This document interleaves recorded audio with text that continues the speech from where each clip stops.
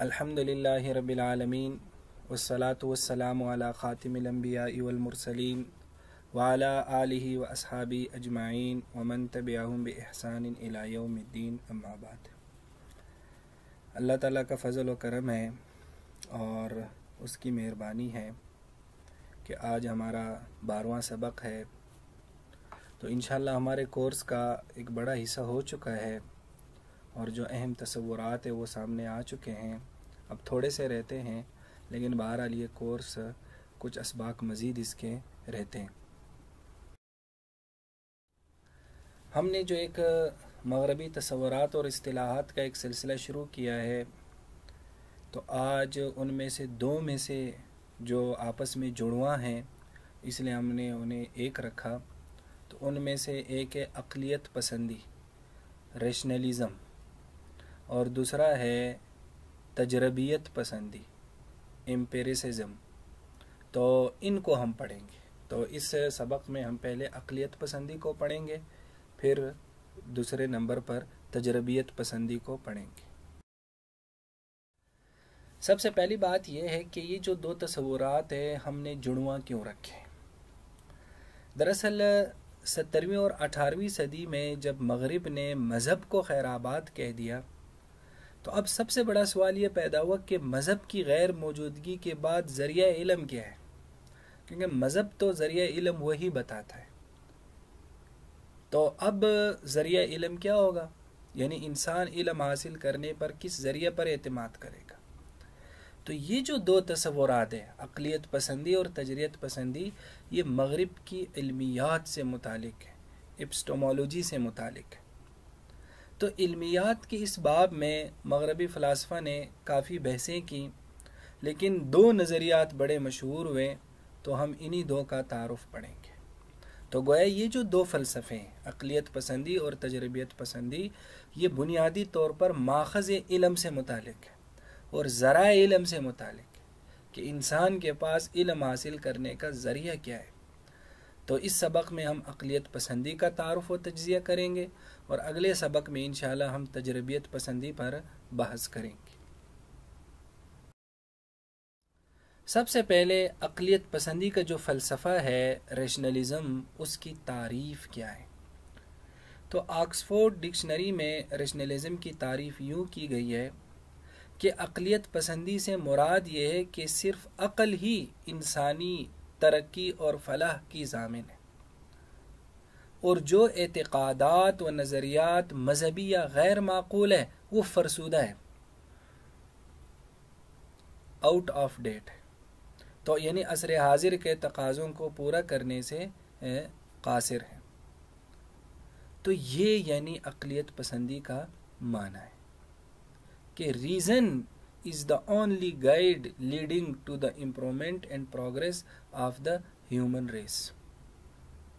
और जो रिलीजियस चीज़ें हैं वो नॉन रेशनल है, जो बिलीफ्स हैं वो आउट ऑफ डेट है। ये अक़लियत पसंदी का माना हो गया। ये इसी तरह जो इंसाइक्लोपीडिया ऑफ सोशल साइंसेस है, तो उसमें भी हमने वो इंग्लिश इबारत नकल नहीं की ताकि बात लंबी ना हो जाए, लेकिन उसका मफ़हूम भी इसी में है कि अक़लियत पसंदी से मुराद इंसान की इनफरादी और इज्तिमाई ज़िंदगी को अक़ल के उसूलों के मुताबिक मुनज़्ज़म करना अक़लियत पसंदी। ये अक़लियत पसंदी का फ़लसफ़ा है कि इंसान को अपनी ज़िंदगी अक़ल के मुताबिक तरतीब देनी चाहिए, उसकी अक़ल उसे जो कहे उसके मुताबिक ज़िंदगी गुजारनी चाहिए। तो उसमें मज़ीद ये भी लिखा है कि अक़लियत पसंदी की तहरीक से पहले कोई भी अक़ल का दुरुस्त इस्तेमाल नहीं जानता था। यानी जो रैशनलिस्ट मुफ़क्किरीन थे मग़रबी, जो अक़लियत पसंद मुफ़क्किरीन थे, तो उनके नज़दीक इंसान को अक़ल का इस्तेमाल अभी समझ आया। इससे पहले इंसान गैर अक़ली तसव्वुरात में पड़ा हुआ था, मज़हब के पीछे भागता था, अवहाम के पीछे भागता था, हर चीज़ से डरता था, एक मफरूज़ात बनाए हुए थे। लेकिन 17वीं और 18वीं सदी में इंसान ने अक़ल का इस्तेमाल जाना कि अक़ल को कैसे इस्तेमाल किया जाएगा। तो ये है अक़लियत पसंदी रैशनलिज़म की तारीफ़। तो ये जो अक़लियत पसंद मुफ़क्किरीन हैं, ان کا مذہب کے بارے میں جو رویہ ہے، تو مغربی فکر و فلسفہ میں عقلیت پسندی کا اصل حریف مذہب ہے، کیونکہ ان کے نزدیک مذہب ایک غیر عقلی نظام ہے۔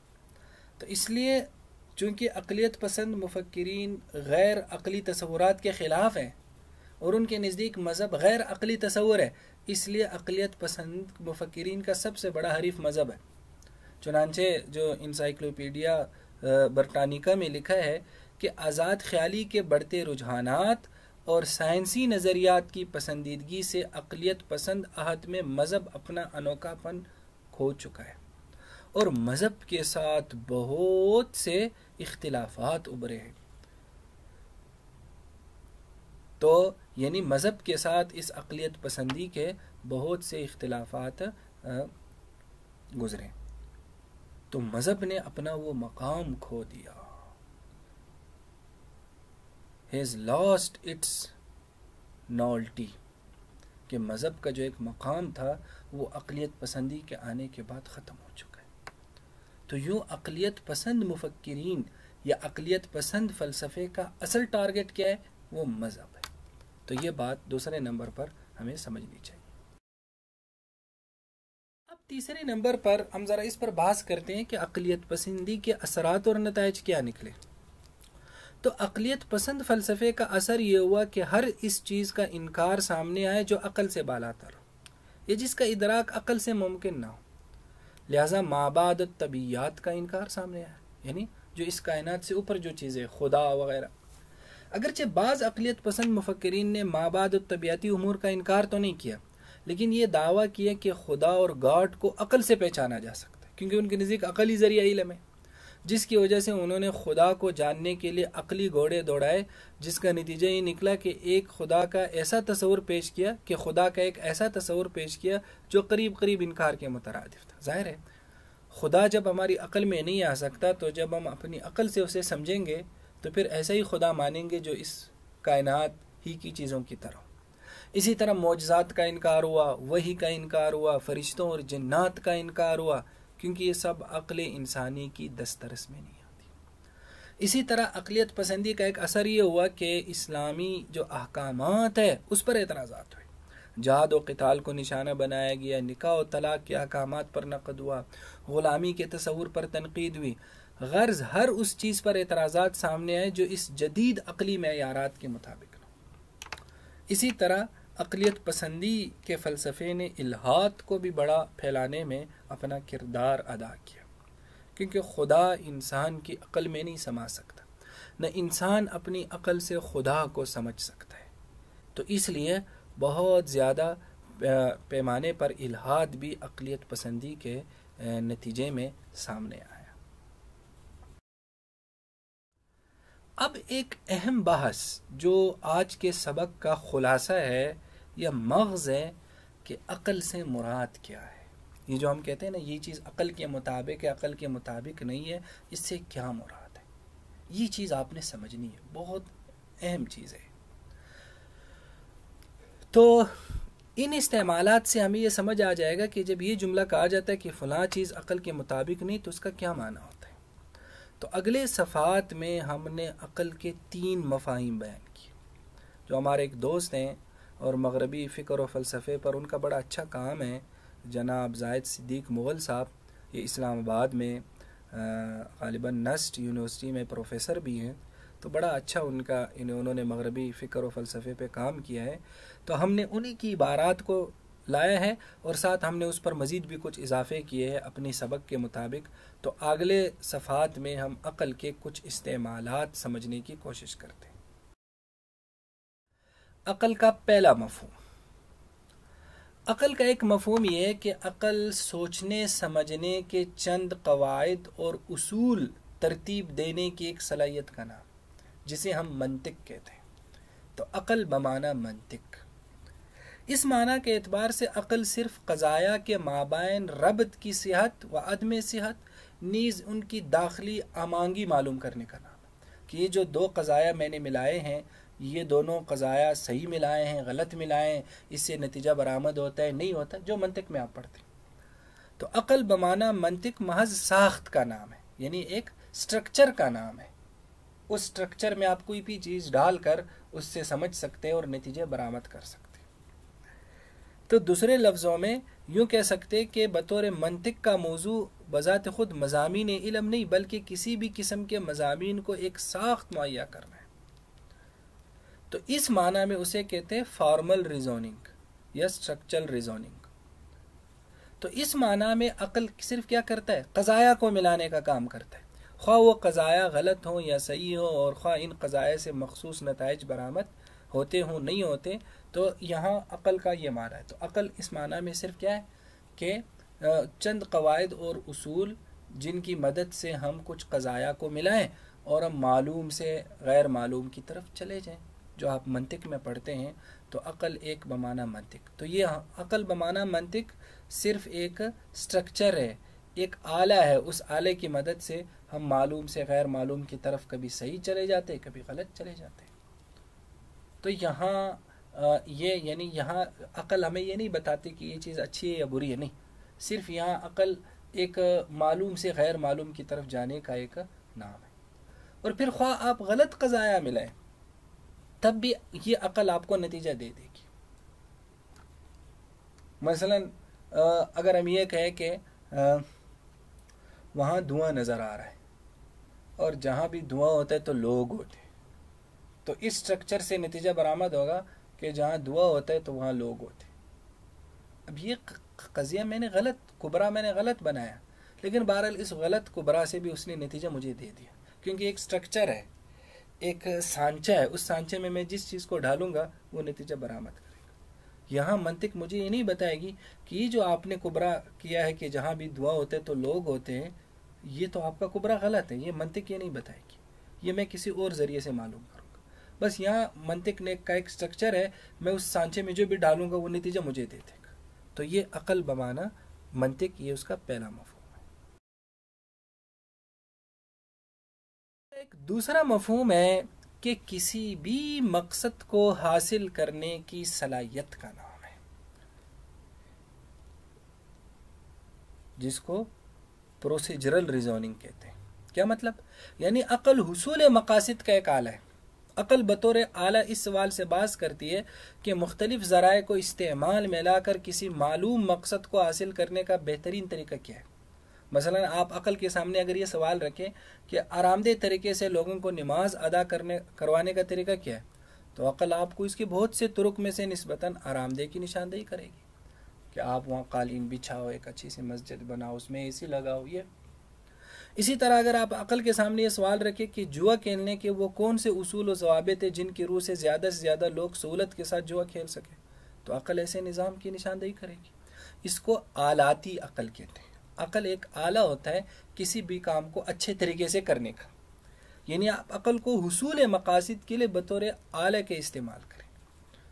تو دنیا کے ہر کام کے لیے کوئی نہ کوئی عقلی دلیل کا پہلو بہرحال ہوتا ہے۔ عقل میں یہ صلاحیت موجود ہے کہ وہ کسی بھی قدر یعنی ترجیح کے لیے کوئی پروسیجرل جواز فراہم کر دے۔ ان کے معنی اس معنی میں دنیا کا ہر کام ہی عقلی ہے۔ جتنے بھی لوگ کام کر رہے ہیں وہ اپنی عقل کے مطابق ہی کر رہے ہیں۔ عقل سے وہ پوچھتے ہیں کہ مثلا میں کیا کاروبار کروں، کیسے کروں، تو دنیا میں ہمیں مختلف قسم کی چیزیں سامنے آتی ہیں۔ مثلا میں نے یہاں ایک مثال دی ہے، دیہات والے کچے کمرے بناتے ہیں۔ آپ کبھی دیہات والوں سے پوچھو کہ یہ کچے کمرے کیوں بناتے ہیں، تو ان کے فوائد آپ کو گنوانا شروع کریں گے۔ تو ان کے نزدیک کچا کمرہ بنانا یہ رہنے کا ایک اچھا ذریعہ ہے۔ ان کی عقل نے انہیں یہ بتایا۔ جب انہوں نے اپنی عقل سے پوچھا کہ رہنے کا بہترین ذریعہ کیا ہے، تو انہوں نے کچا کمرہ بتایا، کچا مکان بنایا۔ جبکہ شہر والے پکے کمرے بناتے، ان کی عقل کے مطابق یہ رہنے کا اچھا ذریعہ ہے، خوبصورت ذریعہ ہے، عمدہ ذریعہ ہے۔ تو اب دو مختلف کاموں کے لیے دو مختلف جواز عقل نے دیے۔ تو عقل سے کسی بھی کام کا طریقہ، ترجیح یا عمدگی ثابت کی جا سکتی۔ بس آپ عقل کے سامنے صرف یہ سوال رکھو کہ یہ چیز ہے، اس کو کیسے کروں۔ یہی وجہ ہے کہ آرا میں اختلاف ہوتا ہے، بھائیوں میں اختلاف ہوتا ہے، وہ کون سا کاروبار کریں، پیسے کہاں خرچ کریں، کیونکہ ہر انسان کی عقل کوئی نہ کوئی طریقہ بتاتی ہے ضرور۔ وہ اس کی عقلی سمجھ بوجھ کے مطابق ہوتا ہے، کسی کا آلہ کمزور ہوتا ہے، کسی کا اچھا ہوتا ہے۔ جیسے مثلا انسانوں میں فرق ہے، کسی انسان کا ہاتھ بڑا مضبوط ہوتا ہے، وہ ایک ہاتھ سے 5 کلو وزن بھی اٹھا سکتا ہے۔ کسی کا ہاتھ کمزور ہوتا ہے، وہ ایک ہاتھ سے 2 کلو بھی نہیں اٹھا سکتا۔ تو جس طرح ہمارے باقی آلات میں، انسان کے آلات میں فرق ہوتا ہے کام کرنے کے اعتبار سے، تو اسی طرح انسانوں کی عقل میں بھی آلات کے اعتبار سے فرق ہوتا ہے۔ تو کسی انسان کی عقل بڑا اچھا آلہ ہوتا ہے، وہ بڑے اچھے تصورات اس کو دیتا ہے، وہ اس کے مقاصد کے حصول کا بڑا اچھا ذریعہ بتاتا ہے۔ مثلا اس دنیا میں ہر انسان روزی کماتا ہے، رزق، پیسے کماتا ہے، لیکن ہر انسان کی عقل نے اس کے پیسے کمانے کا اس کو الگ طریقہ بتایا۔ کسی کو کہا ہے کہ آپ ٹرک چلاؤ تو اسے بڑے اچھے پیسے مل سکتے، کسی کو کہا آپ دکان ڈالو تو اس میں بڑے اچھے پیسے مل سکتے، کسی کو کہا آپ جاب اختیار کرو اس میں بڑے اچھے پیسے مل سکتے، کسی کو کہا آپ محنت مزدوری کرو اس میں بڑے اچھے پیسے مل سکتے، کسی کو کہا آپ چوری کرو اس میں بڑے اچھے طریقے میں پیسے مل سکتے۔ تو یہ کیا ہے؟ اب مقصد ایک ہے پیسے کمانا، لیکن ہر انسان کی عقل نے اسے الگ طریقہ بتایا۔ تو اب ٹرک چلانے والے کے نزدیک ٹرک چلانا ہی روزی کمانے کا ایک بہترین ذریعہ ہے، کیونکہ اس کی عقل نے اسے یہ بتایا۔ دکان چلانے والے، دکان ڈالنے والے کے نزدیک دکان ڈالنا ہی ایک بہترین ذریعہ ہے۔ تو عقل کا یہ جو مفہوم ہے، یہ اس کا خلاصہ کیا نکلا کہ وہ مجھے مقصد کے حصول کا ذریعہ بتاتا ہے، مقصد نہیں بتاتا، مقصد کے حصول کا ذریعہ بتاتا ہے۔ مقصد میں سامنے رکھتا ہوں، جواب عقل دیتی ہے۔ تو اس میں ہر انسان کی عقل پھر مختلف ہوتی ہے۔ ایک دوسرا مفہوم عقل کا یہ ہے۔ اب آتے ہیں عقل کے تیسرے مفہوم کی طرف جو بنیادی ہے کہ مجھے کیا کرنا چاہیے۔ کیا مطلب؟ یعنی عقل سے یہ سوال پوچھو کہ میں سچ بولوں یا جھوٹ، مجھے انسانی جان بچانی چاہیے یا قتل کرنی چاہیے، نماز ادا کرنا چاہیے، جوا کھیلنا چاہیے، بدکاری کرنا درست فعل ہے یا پاک باز رہنا۔ تو عقل سے یہ سوال کرنا یہ قدر سے متعلق سوال ہے کہ میں کیا مقصد اختیار کروں۔ تو اب عقل کسی بھی مقصد کے حصول کا طریقہ نہیں پوچھا جا رہا، بلکہ عین مقاصد اور ان کی ترتیب کے تعین کا سوال پوچھا جا رہا ہے کہ اب نماز کا وقت ہے، میں نماز پڑھوں یا میں سو جاؤں، میں کون سا مقصد اختیار کروں۔ تو عقل کو جب اس سوال کے لیے استعمال کیا جاتا ہے تو اسے سبسٹینٹیو ریزوننگ، یعنی سبسٹینس، وہ کیا؟ وہ مضمون، جو بنیادی جوہر ہے، جو مقصد ہے، عقل وہ بتاتی ہے۔ تو یہ دراصل اس معنی میں جو عقل ہوتا ہے نا، وہ ایک پیمانہ ہوتا ہے، ایک عقلی معیار کے معنی میں ہوتا ہے۔ اور عقلی معیارات کیسے بنتے ہیں؟ انسان کی ذہنی، تعلیمی، معاشرتی ماحول سے بنتے ہیں۔ ہر انسان کے عقلی معیارات الگ ہوتے ہیں۔ مثلا ایک مذہبی آدمی کے عقلی معیار کے مطابق شراب پینا غیر عقلی کام ہے۔ کیوں؟ کیونکہ خدا نے منع کیا ہے، اور خدا کا حکم ماننا مجھ پر فرض ہے، تو فرض کو پورا نہ کرنا ایک بیوقوفی ہے۔ لیکن ایک ملحد کے نزدیک شراب پینا عقلی کام ہے، کیونکہ انسان خواہش پورا کرنے میں آزاد ہے، لہذا ممکن ہے کہ ایک مغربی آدمی کے عقلی معیارات کے مطابق معجزات عقل کے خلاف ہوں، لیکن ایک مذہبی آدمی کے عقلی معیارات کے مطابق معجزات عقل کے مطابق ہوں۔ تو اس معنی میں عقل کس معنی میں ہے؟ عقلی معیار کے معنی میں۔ اور عقلی معیار ہر انسان کا جو ہے نا وہ مختلف ہوتا ہے، الگ ہوتا ہے۔ اور عقلی معیار بنتا ہے انسان کی پوری زندگی کے تجربات سے، تعلیم سے، اس کے یعنی اس سے الگ الگ بنتا ہے۔ یہی وجہ ہے کہ ایک آدمی اگر اس کے اچھے ماحول میں پرورش ہوئی تو اس کے نزدیک چوری کرنا غیر عقلی کام ہے۔ اس کا عقلی معیار یہ بنا ہے کہ کسی انسان نے جو محنت سے پیسہ کمایا ہے، میرا اس میں کیا حق ہے کہ میں اس سے لے لوں۔ لیکن ایک آدمی جس کے برے ماحول میں پرورش ہوئی تو اس کا عقلی معیار اسے بتاتا ہے کہ چوری کرنا میرا حق ہے۔ یہ کروڑوں روپے لیے جا پھر رہا ہے بینکوں میں اور میرے پاس صبح و شام کا نہیں ہے، تو میں اسی سے لوں گا۔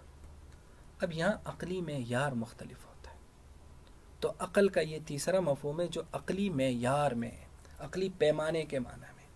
تو یہ عقلی پیمانہ مجھے پھر مقاصد بتاتا ہے کہ میں کون سا مقصد اختیار کروں، میں دیانتدار بن جاؤں یا بے ایمان بن جاؤں۔